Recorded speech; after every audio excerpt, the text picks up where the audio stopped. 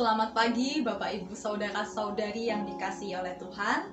Bersama kita bertemu kembali di dalam pedoman.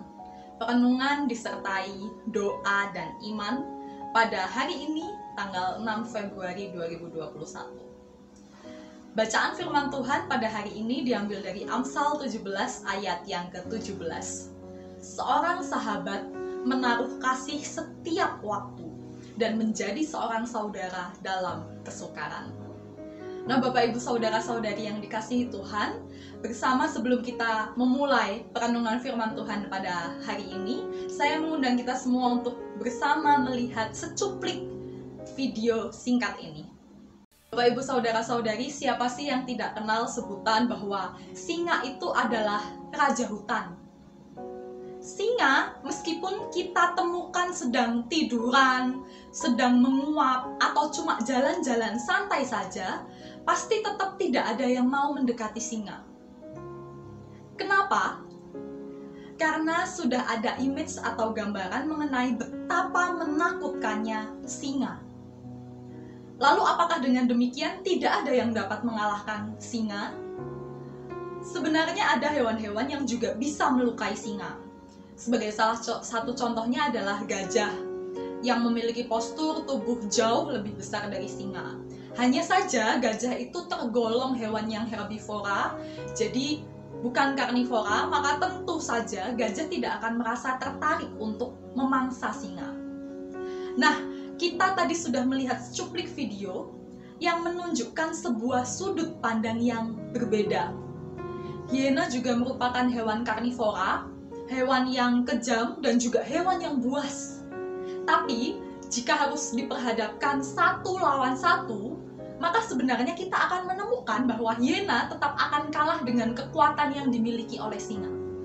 Loh, tapi kok pada video yang tadi kita lihat bersama-sama, kita justru menemukan kelompok hiena malah bisa menang.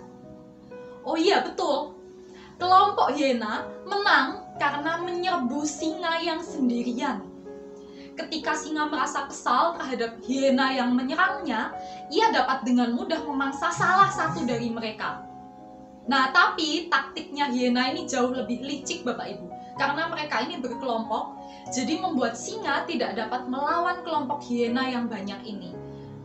Hal menarik yang muncul setelahnya adalah ketika ada satu kawan singa lagi yang datang hendak menolong si singa yang terjebak di dalam kelompok hiena ini. Kelompok hiena yang menyerang langsung bubar semua. Mereka langsung terlihat ketakutan mendapati bahwa singa yang terjebak ini ternyata tidak sendirian, Bapak Ibu. Nah, maka marilah kita mencoba bersama-sama juga menemukan sebuah makna kehidupan kita, belajar dari seekor singa yang tersesat ini. Singa dapat meraih kekuasaan, bahkan ditakuti banyak orang, ditakuti banyak hewan juga. Tapi tidak ada gunanya ketika ia sendirian. Sama dengan kita, Bapak Ibu. Kita bisa saja memiliki begitu banyak target di dalam kehidupan kita. Kita bisa menginginkan jabatan, kita bisa menginginkan menjadi orang yang dianggap penting oleh sekitar kita. Kita bisa memilih tujuan kita adalah mendapatkan uang sebanyak mungkin.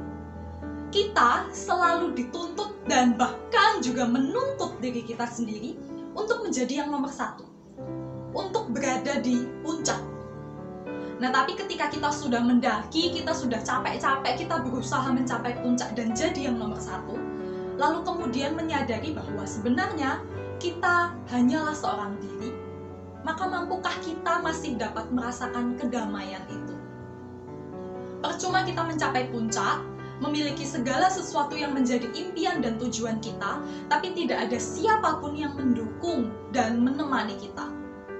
Untuk itulah Bapak Ibu, sesuai dengan nats firman Tuhan pada hari ini, menjadi sebuah makna tersendiri bagaimana kita menjalani kehidupan dengan menemukan dan bersama dengan sahabat yang juga dapat menjadi saudara perjalanan kita.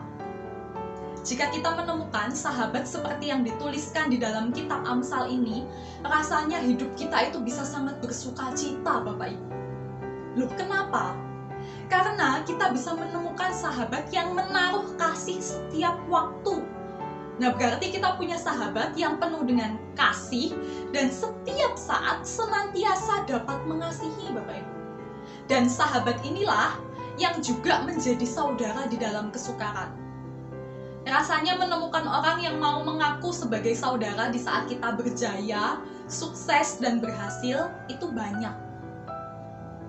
Tetapi menemukan sahabat yang mau mengaku menjadi saudara di saat yang tidak mudah, di saat sulit, bahkan di titik terendah, itu adalah sebuah keberuntungan.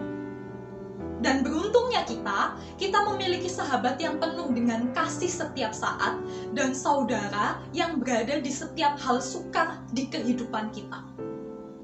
Sahabat sekaligus saudara kita, inilah yang kita sebut Tuhan kita. Tuhan yang mengasihi kita bahkan di saat-saat kita menjadikan hal-hal di luar Tuhan menjadi prioritas kita. Tuhan yang menjadi saudara yang menemani kita bahkan di saat orang yang paling kita kasihi meninggalkan kita. Seperti singa, Bapak Ibu. Kita bisa berjaya, kita bisa berhasil, kita bisa sukses dan bahkan mencapai puncak. Tapi ingatlah bahwa setiap pencapaian kita itu tidak pernah terlepas dari yang namanya persahabatan. Persahabatan yang kita jalin dengan Tuhan.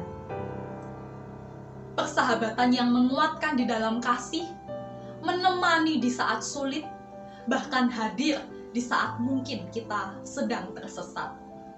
Maka selamat menghayati jalan-jalan ke depan dengan sahabat sejati kita. Dan jadikan Tuhan menjadi tujuan utama kita di dalam proses bahkan pencapaian kita.